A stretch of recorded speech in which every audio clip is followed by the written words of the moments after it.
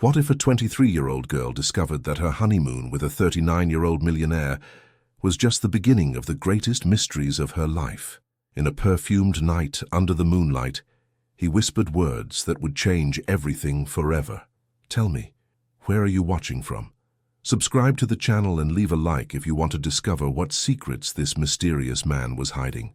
On the bougainvillea-scented veranda of a historic plantation in Charleston, under the silvery moonlight dancing between century-old magnolia trees, Emily felt her heart race when Matthew whispered those words that would change everything. The scent of burning applewood in the night air mingled with the woody fragrance of his cologne, creating an atmosphere that seemed straight out of a dream. At 23, she had never imagined that her honeymoon would become the beginning of such a complex and transformative journey, especially with a man of 39, 16 years her senior, whose fortune was merely the least of his mysteries. "Sometimes I think you chose me without really knowing me," Matthew murmured, as his fingers gently caressed Emily's chestnut hair. "Won't you regret it when you discover who I really am?" The night breeze stirred the magnolia leaves, creating a whisper that seemed to answer for her. Emily observed her husband's profile silhouetted against the starry sky, wondering if destiny was simply the name we give to decisions we make without fully understanding their consequences. "Perhaps it's precisely what I don't know about you that attracted me," she responded, surprising herself with her own honesty. "I've always believed that true love isn't about finding someone perfect, but learning to see perfection in an imperfect being." Matthew's dark eyes, deep as pools of obsidian, fixed on hers. In them, Emily could see a flash of vulnerability that contrasted with the image of the powerful businessman he projected to the world. For an instant, she seemed to glimpse the frightened boy he once had been, before life had molded him into the man who now stood before her. "Love is a risk, Emily, and risks often have consequences we can't always foresee." The phrase hung in the air like both a promise and a warning. In the distance, the sound of a guitar mingled with the chirping of crickets, creating a melody that seemed to resonate with her racing heartbeat. That night, under the canopy of stars that covered Charleston, Emily understood that she had crossed an invisible threshold. What would come next would be as unpredictable as the flight of the hummingbird that visited the hibiscus garden each morning. Emily, with her expressive green eyes that reflected both curiosity and vulnerability, possessed an empathetic nature that made her absorb others' emotions like a sponge. Her second most notable characteristic was a silent determination, inherited from a childhood where she had to mature early to care for her ailing mother. The third and perhaps most intriguing was her ability to find beauty in the simplest details, from the sound of rain on the tin roof to the way the golden afternoon light reflected on the cotton fields. Her deepest internal conflict resided in the constant battle between her need for independence and the fear of hurting those she loved.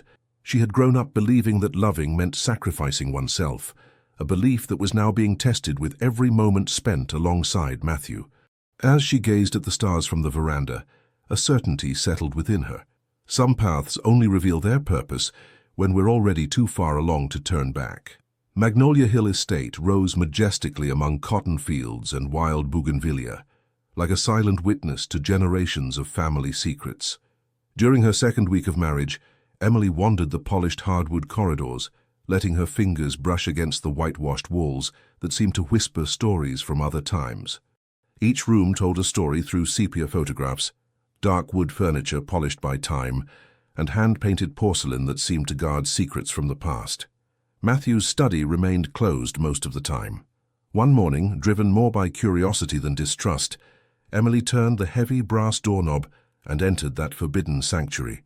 The aroma of old leather, paper, and freshly brewed coffee immediately enveloped her. "Mom shouldn't be in here," the severe voice of Mrs. Wilson, Matthew's personal assistant, startled her. "The master prefers that no one enters when he's not present." Mrs. Wilson, a woman in her 50s with an impeccable bun and eyes that seemed to pierce through her, represented the first real obstacle in her new life. Her gaze conveyed a clear warning. "You are an intruder here." "I just wanted to familiarize myself with my husband's space," Emily responded, trying to make her voice sound more confident than she felt. "This is my home now, after all." "This estate has belonged to the Montgomery family for 3 generations, ma'am," Mrs. Wilson replied, with a tense smile that didn't reach her eyes. The walls have memory, and some don't welcome outsiders. Something in the way she pronounced outsiders made Emily feel a chill run down her spine.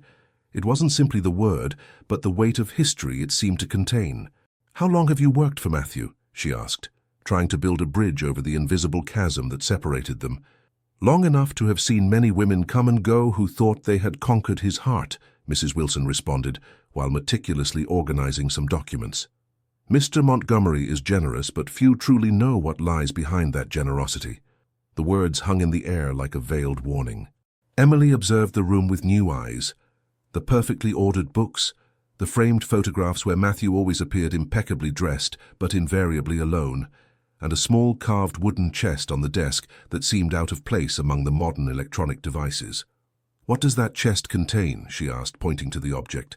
Mrs. Wilson looked at it with an indecipherable expression. "Some doors are better left unopened, ma'am. Not until you're prepared for what you might find on the other side." That afternoon, during lunch, Emily observed Matthew with new eyes. How many secrets did this man who was now her husband keep? What stories did those hands that now held hers hide?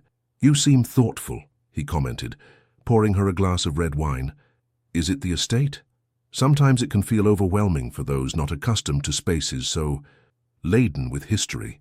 "It's beautiful," she answered sincerely, "but I wonder how long it will take until I stop feeling like a visitor." Matthew looked at her intensely, as if trying to decipher a secret code in her words. "Time is relative, Emily.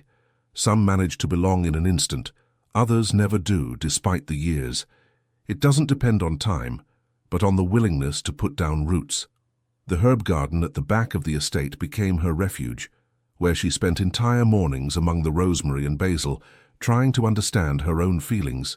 The fresh aroma of the aromatic herbs calmed her, reminding her that even in foreign land, it was possible to find one's own space. The first surprise came during her third week of marriage. Emily woke up startled in the early morning and found Matthew's side empty and cold, as if he had been absent for hours. The clock marked 3:47 a.m. Concerned, she wrapped herself in a silk shawl and walked through the silent estate, guided only by a thread of light escaping from beneath the study door. What she discovered left her breathless. Matthew, his face illuminated by the bluish light of multiple screens, spoke in fluent and precise English with people on the other side of the world.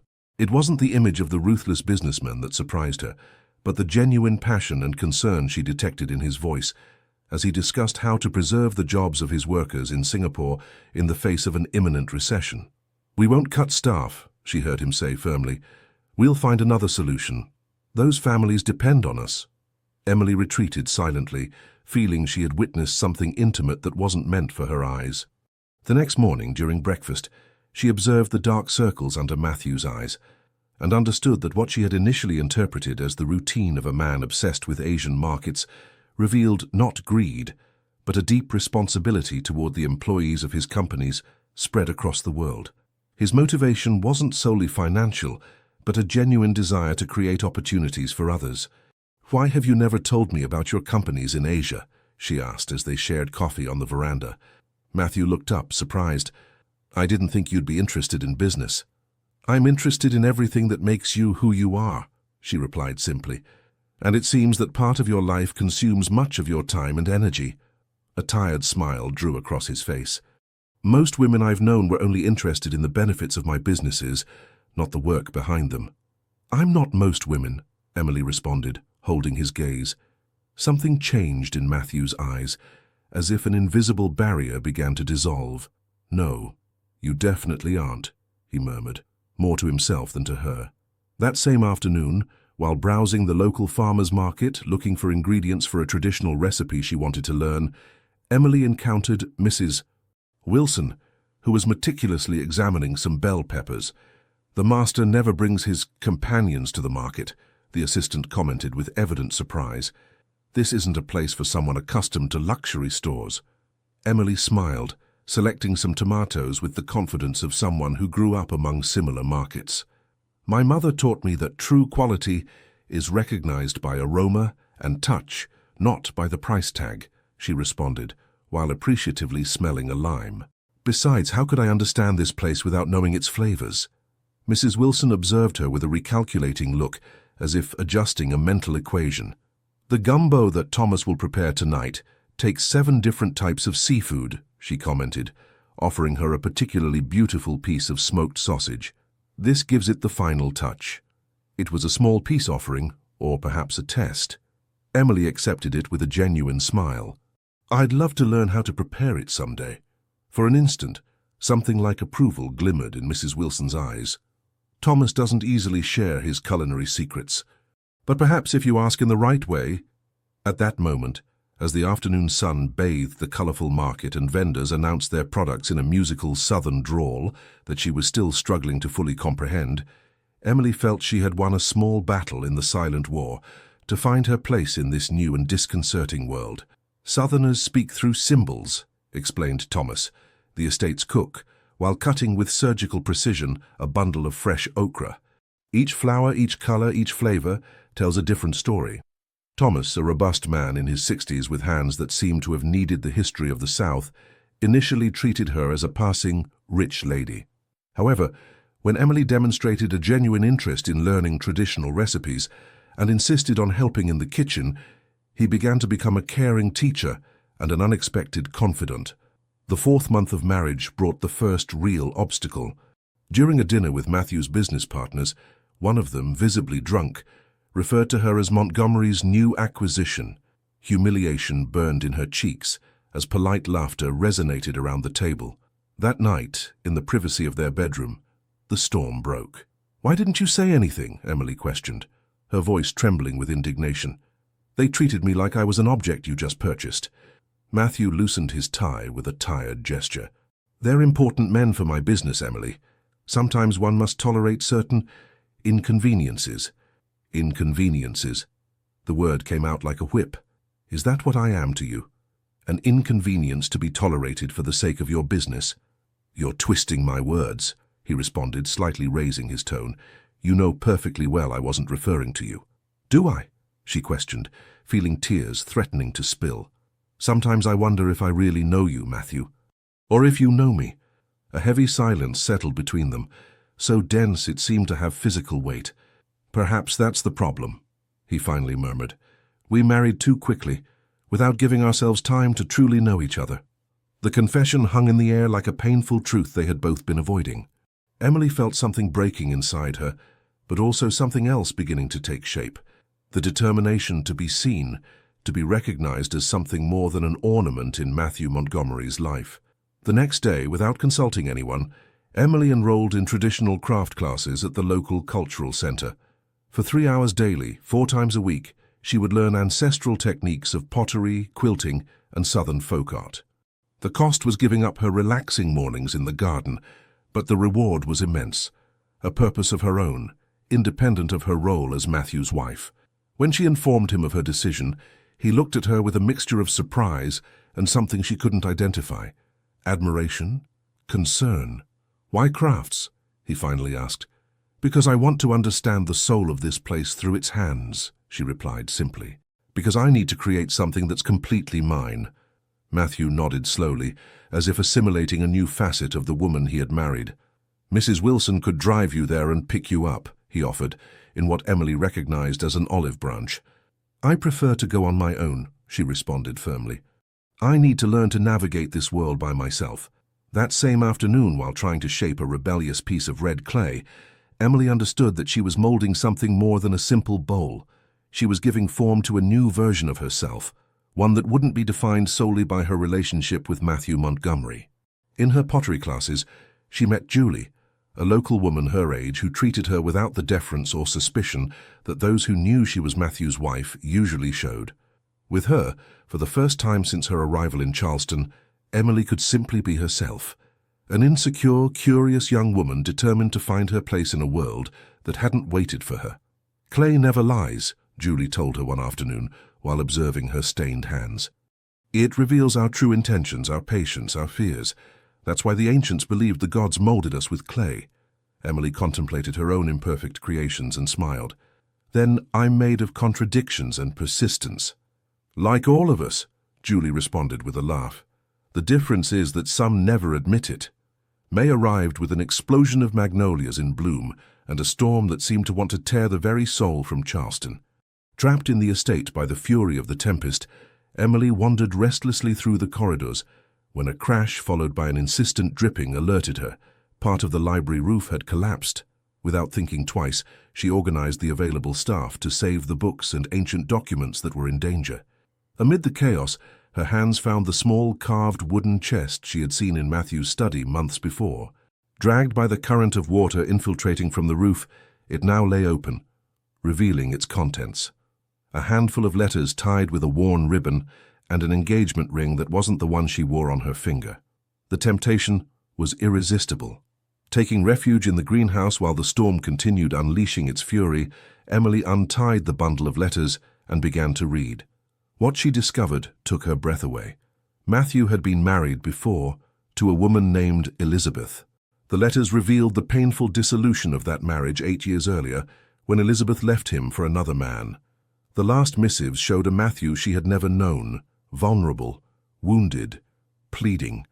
"Love shouldn't hurt like this," said the last letter, dated 6 years ago. "You've taught me the cruelest lesson that trusting is the most costly mistake a man can make." The sound of footsteps on puddles alerted her. Quickly, Emily retied the letters and hid them among the folds of her wet skirt. "The library is a disaster," Mrs. Wilson informed, soaked to the bone. "Mr. Montgomery is returning. He cancelled his trip to New York upon learning of the damage." "Did you know he was married before?" The words escaped her lips before she could contain them. Mrs. Wilson's face transformed into an impenetrable mask. "It's not my place to speak of the master's personal life." "But you knew," Emily insisted, needing to confirm what she already knew. Mrs. Wilson studied her for a long moment, as if evaluating how much to reveal. "I worked for him during that period," she finally admitted. "I saw what that woman did to him. That's why I was so surprised when he announced he would marry again, especially to someone so young."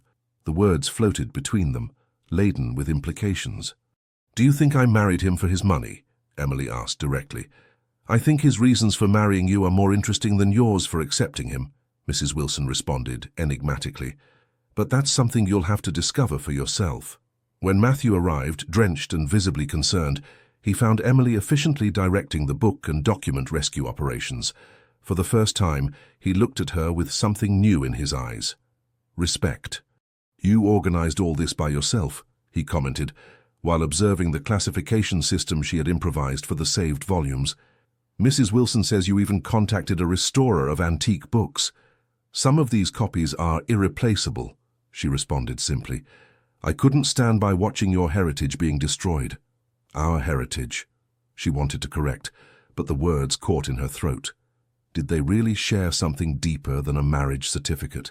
That night, as the storm slowly abated, Matthew surprised her by appearing in her room with 2 steaming cups of hot chocolate prepared in the traditional Southern style. "Thomas says it's your favorite," he commented, offering her a cup. "With a touch of cinnamon, as you like it."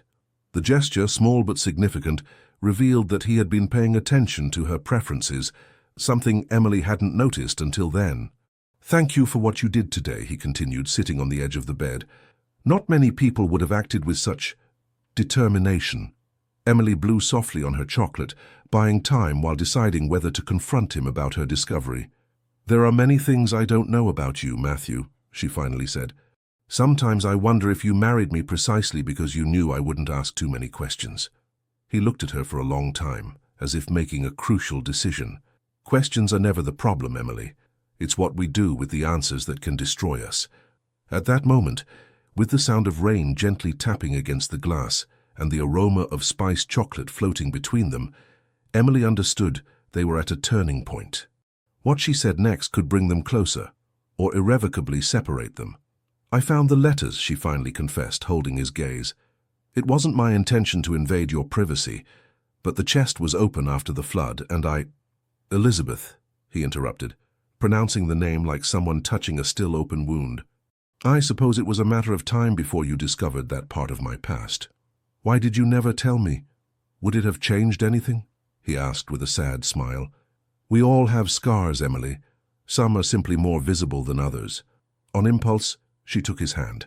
"Scars are also maps," she murmured. They show us where we've been and what we've survived. Something broke in Matthew's expression, like a dam finally giving way to pressure. That night, for the first time since they met, he truly spoke to her of his past, of Elizabeth, of the pain of betrayal, of the subsequent years when he took refuge in work to avoid facing the emptiness he felt. He told her how he had met her, Emily, at that art exhibition in New Orleans, and how something in her way of looking at a particularly enigmatic painting had made him think that perhaps, just perhaps, there was still room in his life for something more than business and solitude. June brought with it a suffocating heat and an unexpected revelation. During a routine medical examination in the city, Emily discovered she was pregnant. The news came precisely when she had decided that perhaps it was time to seek her independence, to rethink her hasty marriage to Matthew. The sound of the baby's heartbeat echoing in the consultation created a moment of pure transcendence that changed everything. She returned to the estate with the news guarded as a precious secret, unsure of how to share it with Matthew. How would a man who had built such high walls around his heart react to the prospect of becoming a father? That afternoon, as she walked distractedly through the herb garden, she encountered Thomas, who was preparing an aromatic infusion. "Ginger tea with lemon and honey," he explained, offering her a cup. "Good for morning sickness." Emily looked at him startled. "How did you know?" The old cook smiled with tenderness. "I have 7 children and 12 grandchildren, ma'am." I recognized that special glow in the eyes of a woman carrying life inside her.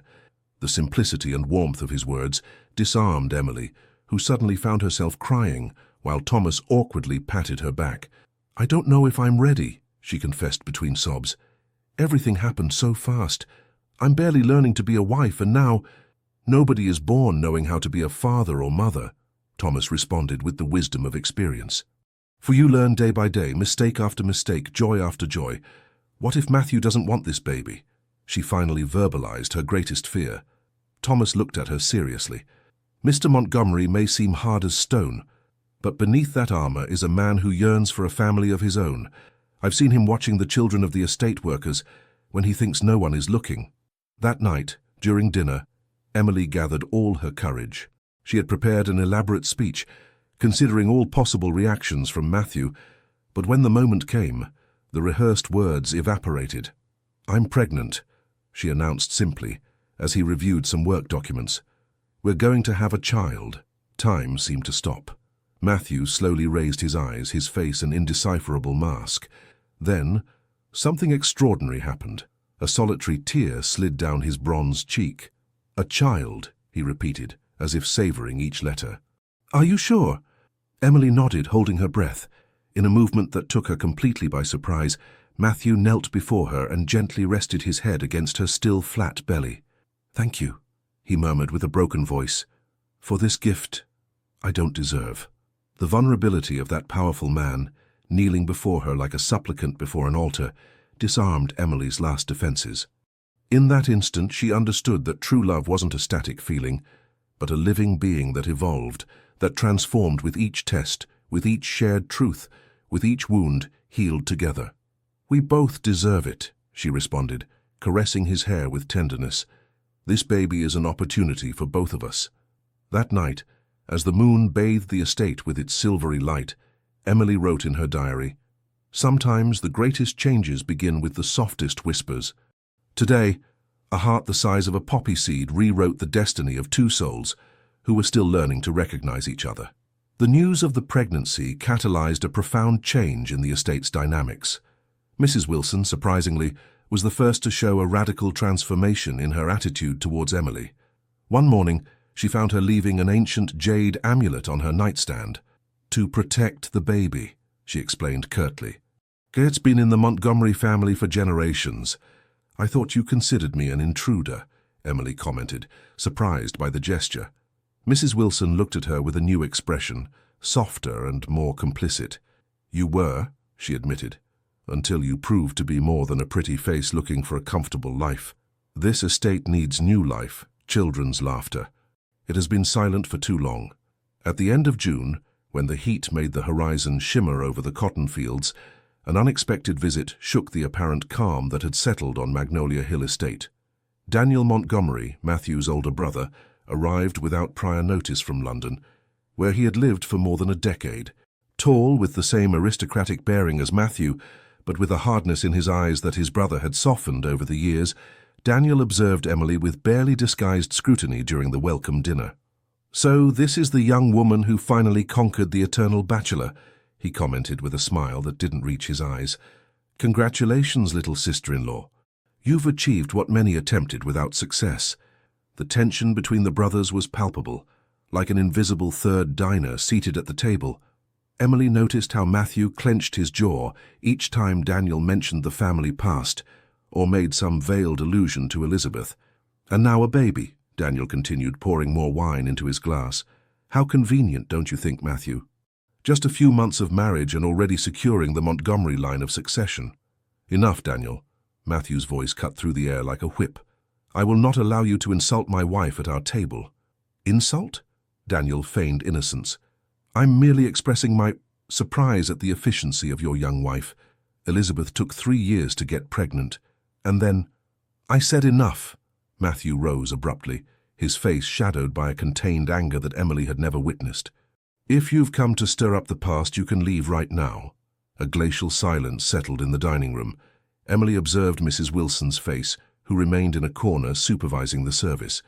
The assistant gave her a warning look, as if indicating she shouldn't intervene. "Excuse me," Emily finally said, rising with all the dignity she could muster. "I think the brothers need time alone to catch up." As she withdrew, she heard Daniel murmur, "At least this one knows when she's not welcome. Smarter than the previous one." Taking refuge in the partially restored library after the storm, Emily tried to understand what family secret had provoked such animosity between the brothers. Daniel's words about Elizabeth getting pregnant resonated in her mind. Had Elizabeth lost a baby? Was that the reason for the breakup of her marriage to Matthew? Mrs. Wilson found her there, distractedly leafing through a book about the history of Charleston. "Mr. Daniel has always been the problematic brother," she commented, offering her a cup of chamomile tea. "He never accepted that his father favored Mr. Matthew to run the family businesses." "There's something more," Emily responded. "Something related to Elizabeth and a pregnancy?" Mrs. Wilson sighed deeply, like someone finally deciding to share too heavy a burden. "Elizabeth lost a baby in the 6th month of pregnancy," she revealed in a low voice. "It was devastating for both of them. But what Mr. Matthew never knew, what I never had the courage to tell him, is that I saw Mrs. Elizabeth with Mr. Daniel many times alone when he was traveling." The revelation fell like a stone on Emily. "You think Daniel and she—" Mrs. Wilson nodded slowly. "And I think Mr. Daniel is here because he heard about your pregnancy, ma'am. I fear he doesn't bring good intentions." That night Matthew didn't come to her room. The next morning Emily found him sleeping in his study with an empty bottle of bourbon beside him. She gently removed the papers scattered across the desk and placed a blanket over his shoulders. As she did so, a photograph fell to the floor. It showed a younger Matthew, alongside a beautiful dark-haired woman with an enigmatic smile. On the back, an inscription, "So you never forget what you lost." Rage burned in Emily's chest, not from jealousy towards a woman from the past, but from the calculated cruelty of that message. What kind of brother tortured his own blood like that? When Matthew woke, he found Emily sitting across from him, holding the photograph with a serene expression. "Daniel left this for you, didn't he?" she asked directly. "Why do you allow him to keep hurting you after so many years?" Matthew took the photograph with trembling hands and tore it to pieces. "There are wounds that never completely heal," he responded with a hoarse voice. "Daniel always knew where to plunge the knife." "What really happened between you?" she insisted. "Mrs. Wilson told me about the baby Elizabeth lost, but there's something more, isn't there?" Matthew's eyes darkened with an old pain. "Elizabeth left me for another man," he began slowly. "What I never told anyone is that the man was Daniel, my own brother. The loss of the baby was the excuse they used to justify their betrayal. The confession hung between them like a spectre released from its prison. Emily then understood the true extent of the damage Matthew carried, the reason for his emotional walls and his distrust. "That's why you looked at me with such suspicion at the beginning," she deduced. "You feared I might also betray you someday." "I feared not being able to survive another betrayal," he corrected, "and at the same time, I hated myself for doubting you without reason." In a gesture that surprised them both, Emily took his face in her hands and looked directly into his eyes. "Listen to me, Matthew Montgomery. I am not Elizabeth. I'm not any of the women who hurt you before. I am Emily, the mother of your future child, and I promise you that I will never ever use your trust as a weapon against you." The words, pronounced with fierce conviction, seemed to penetrate the layers of protection Matthew had built over years. For the first time since she had known him, Emily saw his eyes completely disarmed, vulnerable, human.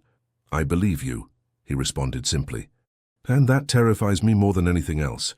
That same afternoon, Daniel Montgomery left the estate as abruptly as he had arrived, leaving behind a sealed envelope for his brother.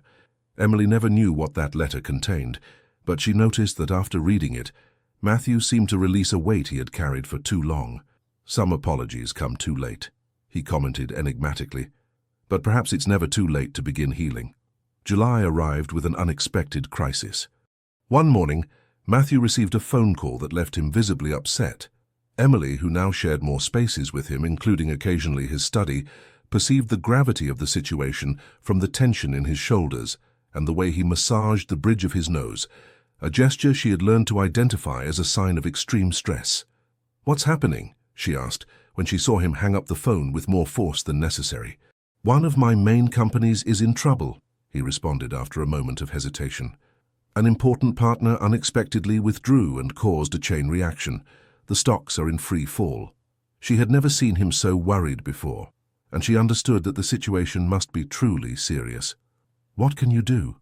"I need to travel to New York immediately," he responded, already dialing another number on his phone, "and possibly then to Singapore. I could be gone for several weeks." "Several weeks?" The news hit her hard. "But the 12-week ultrasound is next week. We had planned—" She stopped upon seeing Matthew's tormented expression. "I know, I'm sorry," he responded with genuine regret. "But if I don't stabilize the situation, hundreds of families could lose their livelihood. It's not just about us." Emily nodded slowly, understanding the magnitude of his responsibility. At that moment, she had an idea that surprised her with its boldness. "Take me with you," she proposed. "I can help. I studied international relations before I met you, although I never practiced." Matthew looked at her with surprise. "It's a business crisis, Emily, and in your condition—" "In my condition, I can think perfectly well," she replied firmly. "Besides, you might need someone who sees things from another perspective. Someone who isn't so immersed in the problem as to lose the big picture." The determination in her voice must have impressed him, because after a moment of consideration, he nodded. "All right, we leave tonight." The following days were a whirlwind of meetings in Manhattan skyscrapers, phone conferences at odd hours, and tense negotiations with investors. Emily observed, learned, and occasionally offered perspectives that, to her surprise, Matthew began to value and incorporate into his strategies. One night, exhausted after a particularly difficult day, Matthew found her reviewing the company's financial statements in the hotel suite. "You should rest," he said, concerned. The baby is fine," she reassured him. "And I think I found something interesting in these reports." She showed him a series of transactions that seemed inconsistent. After analyzing them together, they discovered that one of the financial directors had been hiding losses to artificially maintain the value of the shares, creating a bubble that was now bursting. "How didn't I see this before?" Matthew lamented, running his hands through his hair in frustration. "Because you trusted him," Emily responded simply. "And because you were too close to the problem to see the complete pattern." Armed with this information, they were able to restructure the company on more solid foundations. The process was painful and required difficult decisions, but it avoided the total collapse that would have left hundreds of families without sustenance. In a gesture that surprised everyone, Emily offered to sell her own jewelry, including the expensive engagement ring, to contribute to a support fund for employees who would be affected by the necessary restructuring. "I don't need the money," Matthew refused when she presented the idea to him. "The company can assume those costs." "It's not about the money itself," she explained. "It's about the message we send. About showing that we're willing to sacrifice something personal for the common good." Matthew looked at her with new admiration in his eyes. "When did you become such an astute business strategist?" "I always have been," she responded with a smile. "You just never gave me the opportunity to demonstrate." Although Matthew didn't accept that she sell her jewelry, he incorporated the essence of her proposal by creating a support fund for affected employees that would be directly financed from executive bonuses, starting with his own. During those weeks of crisis, something fundamental changed in their relationship. They were no longer simply husband and wife united by a social contract and the expectation of a child. They had become true allies, partners who complemented each other in strengths and weaknesses. One night, while dining in the privacy of their suite with the illuminated city at their feet, Matthew asked her a question that took her by surprise. "Why did you marry me, Emily? The truth." She put down her cutlery and looked at him directly. "For security," she admitted, feeling her voice tremble slightly. "My mother needed expensive medical treatments that I couldn't afford. I believed that marrying you would solve that problem." The confession hung between them. Matthew didn't seem surprised or offended. "I knew," he said simply, "or at least I suspected. And you still married me?" It was his turn to show vulnerability. "I married you because after Elizabeth, I had decided that romantic love was a dangerous illusion. I was seeking companionship, someone beautiful and intelligent who would adorn my arm at social events, but without the emotional intensity that could destroy me again. I believed our arrangement would be perfectly pragmatic. And now?" she asked, holding her breath. "Now I'm terrified by the idea of losing you," he confessed with a sad smile. "Ironic, isn't it? We both entered into this for practical reasons, and now we're genuinely in love," she completed, reaching for his hand across the table. "Life has a strange sense of humor." That night, under the starry sky of New York, both allowed themselves to dream of a joint future that went far beyond pragmatic agreements and social conveniences. A future founded on truth, however uncomfortable it might have been at first. August found them back in Charleston, transformed by the shared experience. The estate, with its whitewashed walls and lush gardens, welcomed them like a familiar embrace after the frenetic energy of New York. Mrs. Wilson immediately noticed the change in dynamics between them. They were no longer two individuals, carefully navigating around each other, but a cohesive unit that moved in natural synchrony. "The crisis united you," she commented one afternoon, while helping Emily organize what would be the baby's room.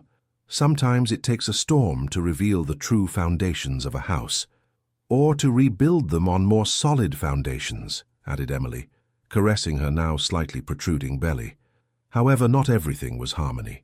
The return to routine brought new challenges. Matthew, having tested Emily's effectiveness in the business environment, began to include her in decisions related to his businesses, something she initially appreciated as recognition of her capabilities. But soon, the situation became suffocating. "I need to maintain my own space," she explained to him one night as they discussed a charitable project he wanted her to direct. "I value your confidence in my abilities, but I also need to build something that's exclusively mine." "Isn't what we have enough?" he asked, genuinely confused. "I thought we had found a perfect balance working together." "And I enjoy it," she clarified. "But I fear losing myself completely in your world, in your identity. Before being your wife or the mother of your child, I am Emily, and I need to remember who she is." The conversation left Matthew thoughtful. For a man accustomed to completely merging the aspects of his life, Emily's need for separation was disconcerting. Nevertheless, he had learned to value her perspective enough to try to understand it. The 9th month of their marriage brought a new conflict when Emily expressed her desire to visit her ailing mother in Boston. Matthew, concerned about her now advanced pregnancy, initially opposed with vehemence. "It's too risky in your condition," he argued. "I can bring your mother here with the best doctors." "It's not just about seeing her," Emily explained with patience. "I need to reconnect with my roots, show her that I'm still me, despite everything that has changed. It's important to me, Matthew." The discussion prolonged for days, with both entrenched in their positions. It was Thomas who, surprisingly, offered the perspective they needed. "Pardon my intrusion," he said one afternoon while serving them lunch. "But my wife always said that in marriage, it's not about winning arguments, but finding solutions where both gain something and lose something. A good compromise leaves everyone a little dissatisfied, but no one completely defeated." His words, simple but profound, resonated with both of them. They finally agreed on a shorter trip, with an accompanying doctor, and under conditions that would minimize risks to the pregnancy. The visit to Boston was revealing for both. Matthew, who had insisted on accompanying her, saw for the first time the modest apartment where Emily had grown up, the public school she had attended, the parks where she had played. He met her mother, a woman of indomitable spirit despite her physical frailty, and understood where his wife's inner strength came from. "I never imagined my daughter would end up living in a historic southern estate," Emily's mother commented as they shared tea on the small apartment balcony. "She always dreamed of changing the world, you know, since she was little, always defending impossible causes." "That doesn't surprise me in the least," Matthew responded with a knowing smile. "She has completely changed my world, that's for sure." That night, while Emily slept exhausted from the day's emotions, Matthew made a decision that would change the course of their lives. He would buy a second residence in Boston so Emily could spend time with her mother regularly. He didn't tell her immediately, preferring to wait for the right moment to surprise her. The return to Charleston brought with it a new sense of fullness.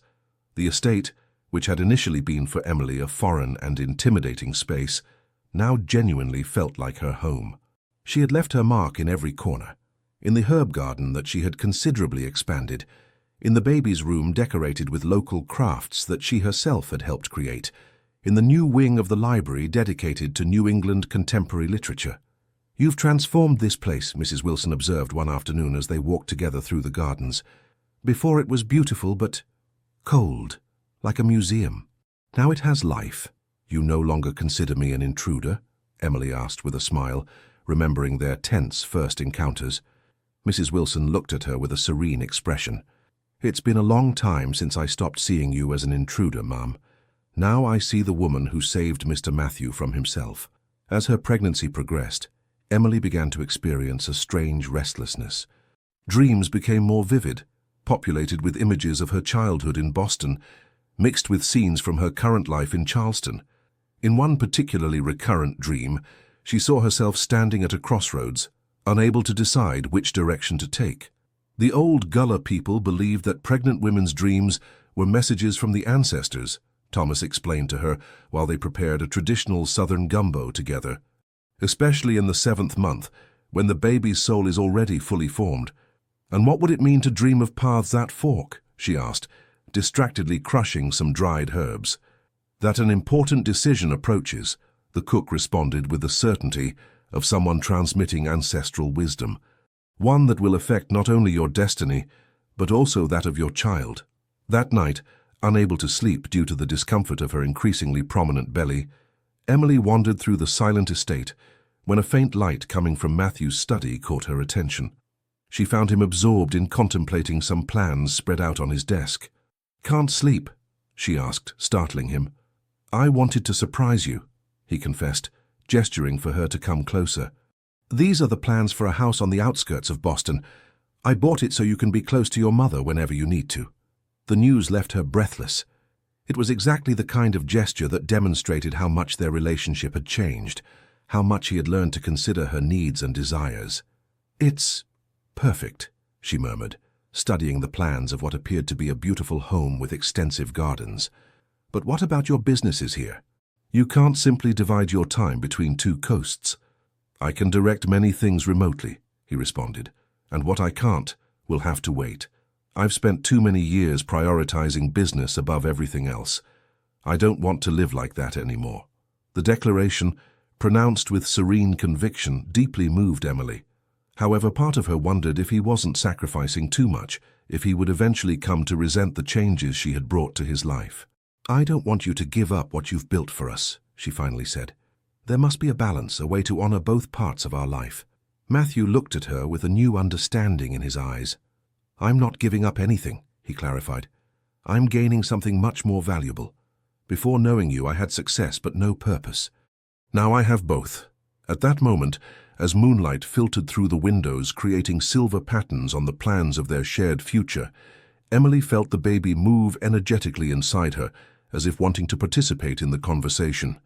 "I think someone agrees with you," she smiled, taking Matthew's hand to place it on her belly. The expression of wonder on his face as he felt his child's movements was a gift Emily would treasure forever. "It's so real," he murmured with a broken voice. "All this time I've known it was there, but to feel it, it changes everything, doesn't it?" she completed. He nodded, unable to find words for the emotion that overwhelmed him. "There's something else I wanted to show you," he said after a moment, opening a drawer in his desk. "I've been thinking about what to do with this." In his hands he held the small carved wooden chest that had contained Elizabeth's letters. Now completely empty, it seemed to await a new purpose. "I thought we could use it to keep mementos of our child," he proposed. "The first hospital bracelet, a lock of hair, the ultrasounds.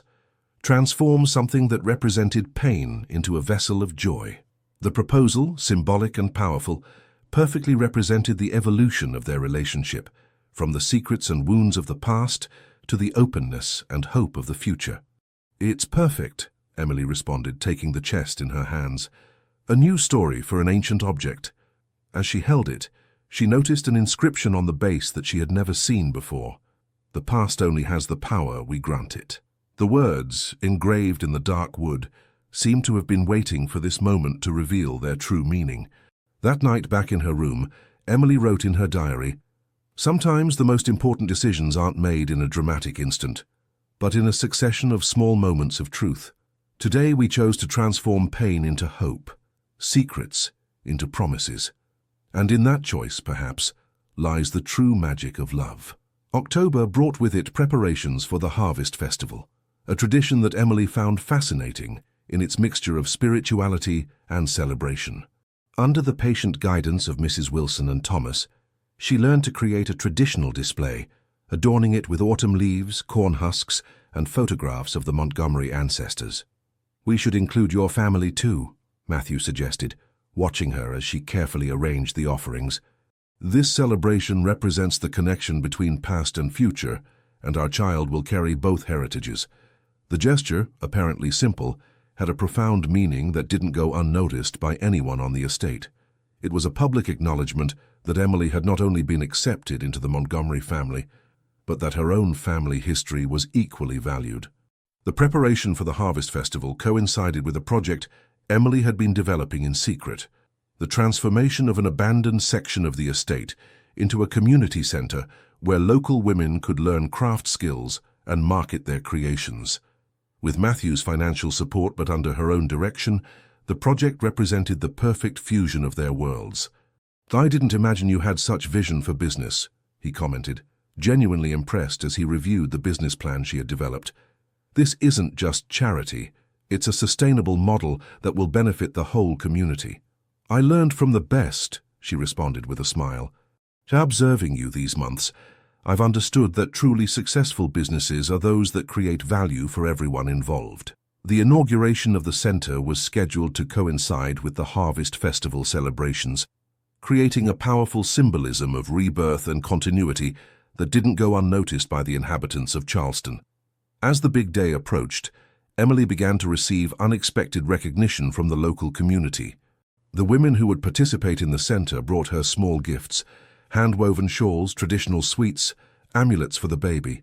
Little by little, she was ceasing to be Montgomery's foreign wife to become Miss Emily, a figure respected in her own right. "You've achieved in months what took me years," Matthew observed one afternoon as he watched her interact naturally with a group of local craftswomen, being accepted not as a tolerated stranger, but as part of the community. "The difference is that I never tried to impose myself," she responded, after reflecting for a moment. "I came to learn, not to change things according to my terms." The observation, made without reproach but with honesty, gave Matthew a new perspective on his own relationship with Charleston. Despite having been born there, he had always maintained a certain distance from the community, positioning himself as a benefactor rather than a true member. Inspired by Emily's example, he began to involve himself more directly in the daily life of the town. He started taking his morning coffee in the historic district instead of the private veranda of the estate, attending community council meetings, participating in local traditions, not as a distant observer, but as an active participant. "You're transforming," Emily commented one night as she watched him practice the steps of a traditional dance they would perform during the celebrations. "And I don't just mean your new skills as a dancer." He smiled, taking her hands to include her in the dance despite her advanced pregnancy. "We all transform continuously, Emily. The difference is that now I do it consciously, choosing who I want to become instead of letting circumstances mold me.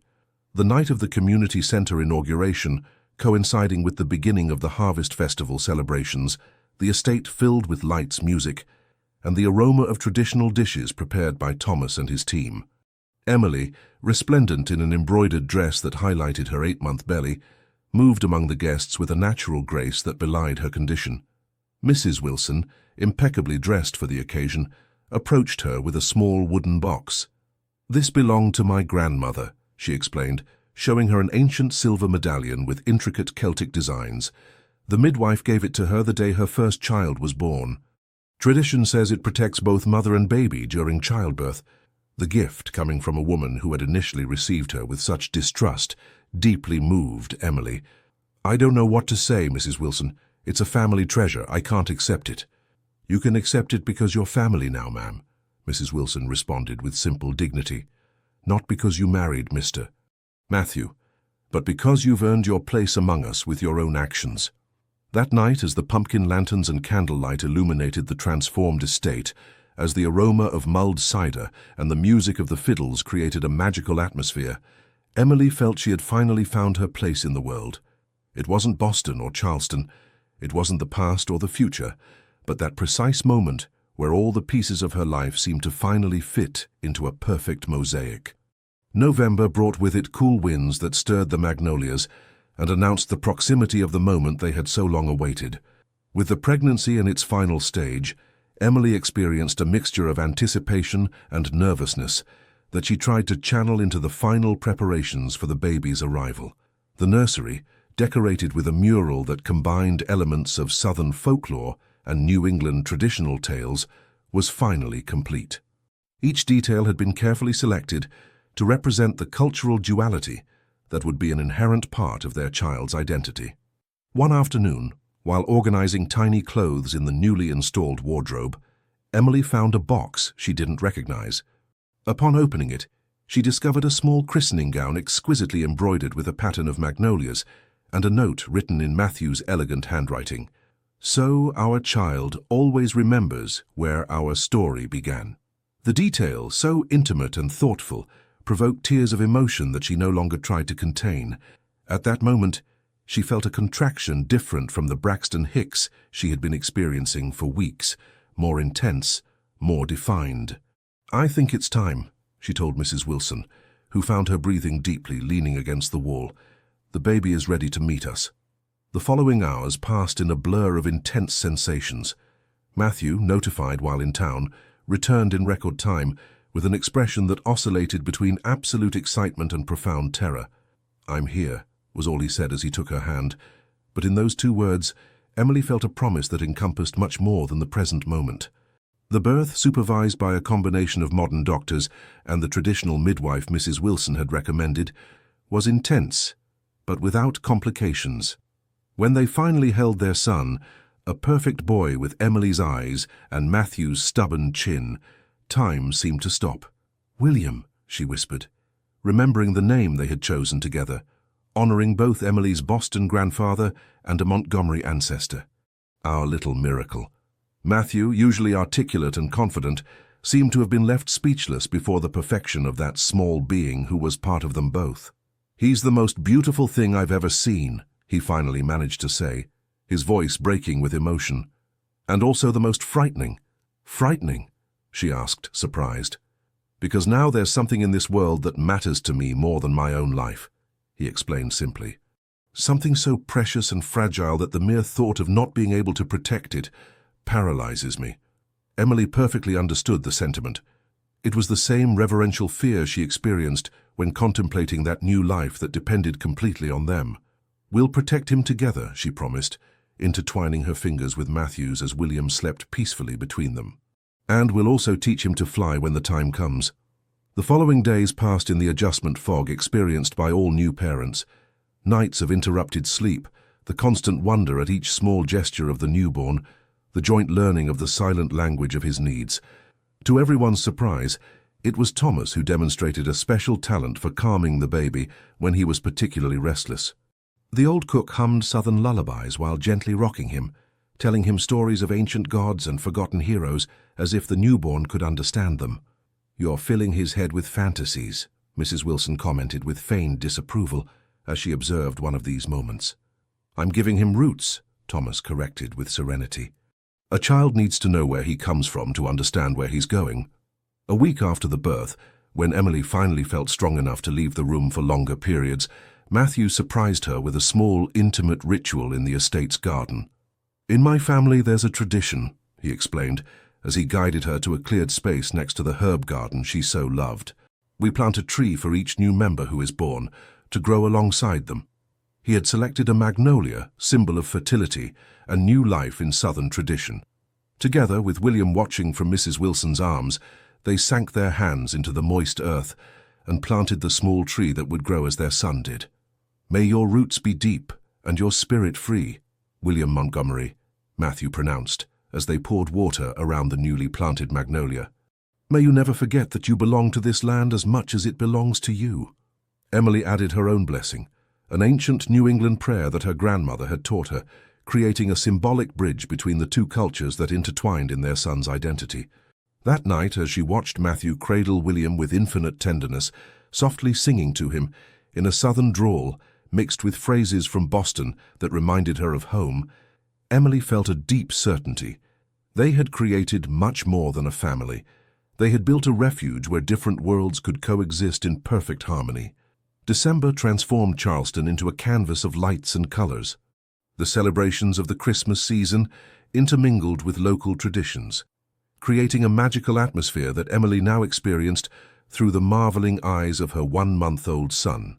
"He's too small to remember any of this," Matthew commented, as he watched her hold William before the twinkling lights of the main square. "It's not about what he remembers," Emily responded, adjusting the blanket that protected the baby from the cool night air. "It's about what he absorbs. The music, the colors, the emotions. All of that is shaping his brain, even if he won't have conscious memories." Matthew smiled, marveling once more at Emily's natural intuition for motherhood.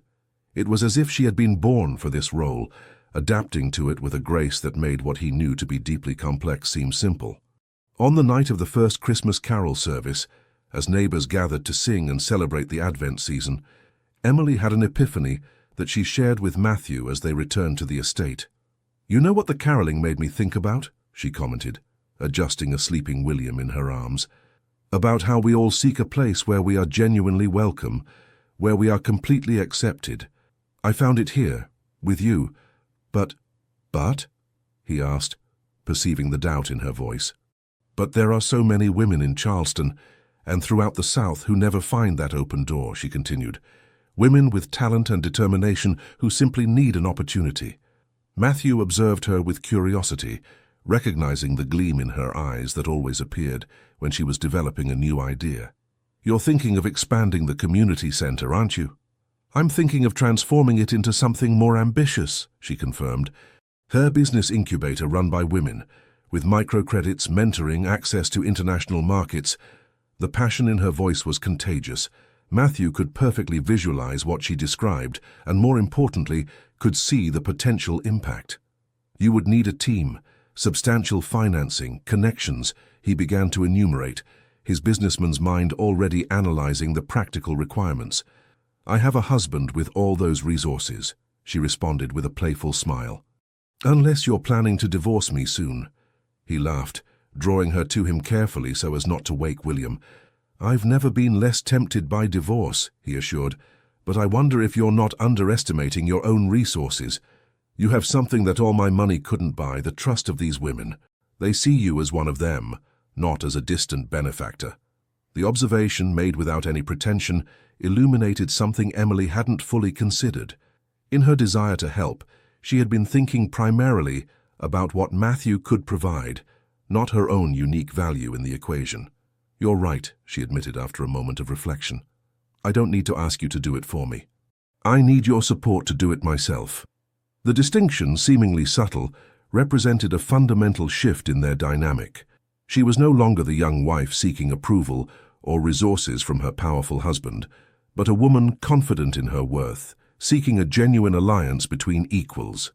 That night, while William slept peacefully in his crib, they began to sketch the plan for what would eventually become the Magnolia Foundation, an organization dedicated to the economic empowerment of women in traditional communities. As the year drew to a close, Emily reflected on the extraordinary transformation her life had undergone in just 12 months. She had arrived in Charleston as a recent bride, unsure of her place in Matthew Montgomery's world. Now she was a mother, an emerging entrepreneur, and most surprisingly, she genuinely felt at home under the starry southern sky. On Christmas Eve, as the estate overflowed with the fragrances of pecan pie and freshly made eggnog, Mrs. Wilson approached her with an unexpected confession. "I must admit something, ma'am," she began with unusual hesitation. "For months, I was testing you, watching if you would genuinely respect our traditions or if you would merely pretend interest. I expected, perhaps even hoped, that you would fail." The honesty of the confession surprised Emily.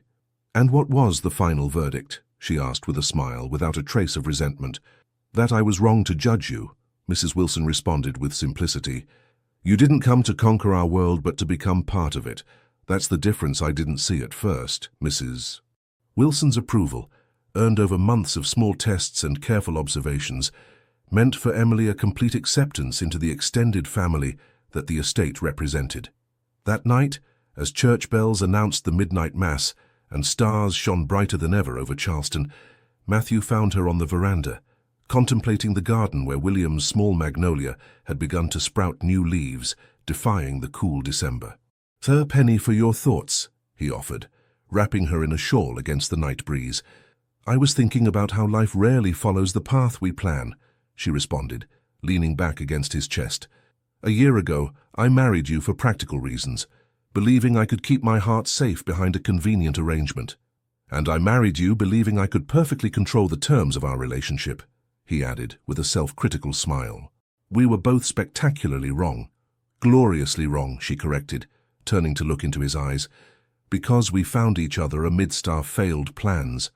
The kiss they shared under the Christmas Eve stars sealed a truth that both had discovered throughout that extraordinary year. Sometimes the most carefully elaborated plans must fail for true destiny to emerge. In the distance, the sound of Christmas carols mingled with the chirping of crickets, creating a melody that seemed to perfectly symbolize the fusion of worlds that now defined their shared life. Exactly 1 year after that night, on the bougainvillea-scented veranda where everything had begun, Emily and Matthew found themselves again under the same starry sky. Little William, now almost 2 months old, slept peacefully in his crib, watched over by Mrs. Wilson, who had developed an absolute devotion to the child who represented the future of the estate. "It seems impossible that only a year has passed," Emily commented, observing the magnolias that swayed gently with the night breeze. "I feel as if I've lived several lives in these 12 months.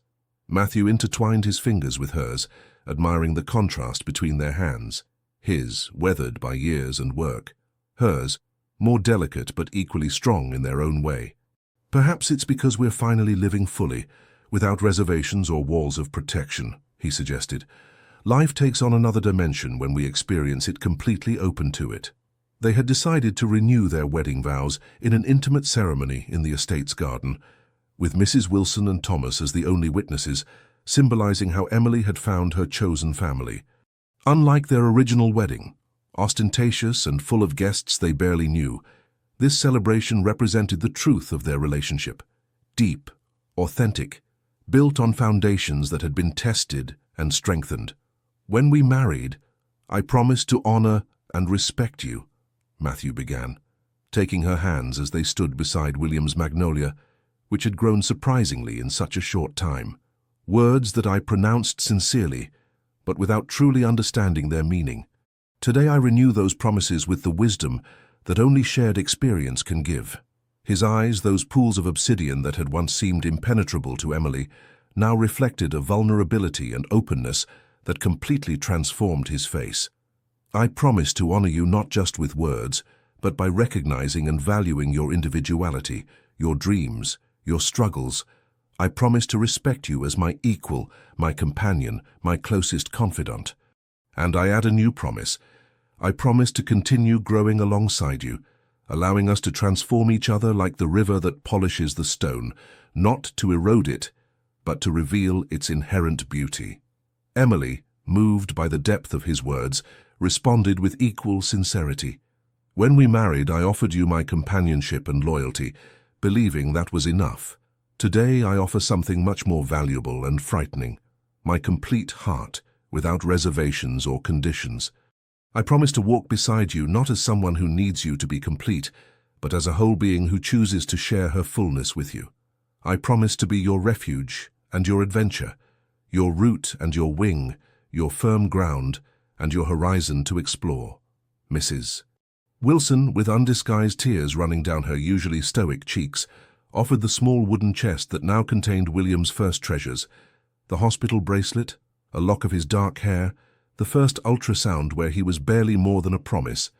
"To seal your new promises," she explained, opening the chest, "with the fruits of your love as witnesses." Thomas added his own touch to the ceremony, offering them 2 clay cups filled with a dark, aromatic liquid. "Ceremonial hot chocolate, as the old planters drank before transcendental commitments," he explained, "to sweeten the path you've chosen to travel together." As they drank the thick chocolate, Emily remembered something her mother had told her during their visit to Boston. "True love isn't a destination, my daughter, but a continuous journey. It's not about finding the perfect person, but choosing each day to build something beautiful with the imperfect person you've chosen." After the simple but profound ceremony, when Thomas and Mrs. Wilson had discreetly withdrawn, Matthew handed her a sealed envelope. "An anniversary gift," he explained, "or perhaps I should say, a proposal." Intrigued, Emily opened the envelope to find legal documents that at first she didn't fully understand. "What is this?" "The papers to officially convert the Magnolia Foundation into an independent entity," he explained, "with your name as director and a substantial endowment to ensure its operation for the next 5 years. Enough time for you to show the world what I already know, that you have the vision and determination to create something extraordinary." The magnitude of the gesture left her speechless. It wasn't simply a generous gift. It was an act of faith in her capabilities, a recognition of her worth independent of her role as wife and mother. I don't know what to say," she finally murmured. "You don't have to say anything," he responded with a smile. "Just promise me that when the foundation becomes a worldwide success and they invite you to give lectures across the planet, you'll remember to take your husband and son with you from time to time." The joke, light but with an undercurrent of truth, revealed how much their relationship had evolved. It was no longer the powerful businessman and the dependent young wife, but 2 complete individuals who chose to support each other in their respective paths. "I have something for you too," Emily said, taking a small wrapped object from the pocket of her dress, "though it will seem insignificant in comparison." Matthew unwrapped the gift to find an old key, evidently symbolic. "It's the key to my first apartment in Boston," she explained. "The place where I grew up, where I learned to dream. I've kept it all these years as a reminder of my origins, of who I am in essence. Now I give it to you, because I no longer need an object to remind me who I am. I see it reflected in your eyes every time you look at me." The symbolism of the gesture deeply moved Matthew. He understood that she was giving him not just an object, but complete trust in who she was and who she could become alongside him. That night, as the silvery moon once again danced between the century-old magnolias and the scent of night-blooming flowers floated in the air, Emily and Matthew contemplated the path that stretched before them, a future built not on romantic illusions or practical arrangements, but on the solid foundation of a love they had consciously chosen, day after day, through challenges and discoveries, through shared vulnerabilities and complementary strengths. In the distance, William's cry called to them, sweetly reminding them that their story was no longer just theirs, but part of a larger fabric that would continue long after them. As they walked together to their son's room, Emily thought about how the most important decisions in our lives rarely announce themselves as such. They often come disguised as ordinary moments, as words whispered on scented verandas, as hands that meet under starry skies. And sometimes, just sometimes, we have the wisdom to recognize these crucial moments as we live them, appreciating the extraordinary blessing of being fully present in the story of our own lives. True love, she thought, as she watched Matthew gently carry their son, isn't the happy ending of a tale, but the brave beginning of a story that rewrites itself each day.